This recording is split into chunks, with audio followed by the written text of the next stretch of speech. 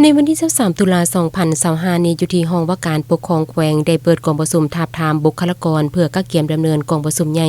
คณะภาคฮักฐานแผนกการเงินแขวงหอบที่1โดยเป็นเกียรติเข้าร่วมเป็นประธานของทานพิษสมัยไสยธิจักรคณะประจำภาคแขวงทานบุญเลี้ยงดวงสะเภาทองคณะประจำภาคแขวงเลขาคณะภาคฮักฐานแผนกการเงินแขวงมีประดับพนักงานรัฐกรภายในแผนกเข้าร่วมโอกาสนี้สหายเพชรสมัยไสยธิจักรคณะประจำภาคแขวงได้มีคำเห็นโตกองประชุมทาบทามบุคลากรเพื่อสมัครเลือกตั้งเข้าเป็นคณะภาคฮักฐานแผนกการเงินแขวงหอบที่1พร้อมทั้งผ่านเงื่อนไขผู้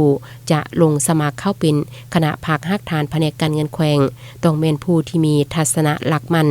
การเมืองหนักแน่นมีความเป็นเอกภาพสูงต่อแนวทางเปลี่ยนแปลงใหม่ของพรรคบ่หวั่นไหวคอนแคนต่อสภาพการต่างๆที่เกิดขึ้นหูจักจำแนกมีศัตรูอย่างจะแจงมีความบริสุทธิ์สัตย์ซื่อต่อพรรคต่อการจัดตั้งต่อประชาชนและหมู่คณะ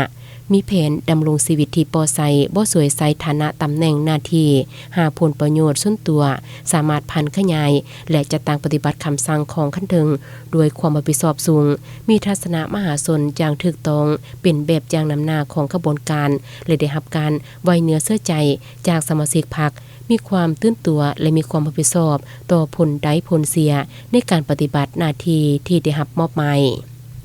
สมาชิกแต่ละขั้นต้องมีตำแหน่งพรรคขั้นของตนมีระดับทฤษฎีการเมืองกลางและระดับวิชาเฉพาะแม่นจบชั้นสูงขึ้นไป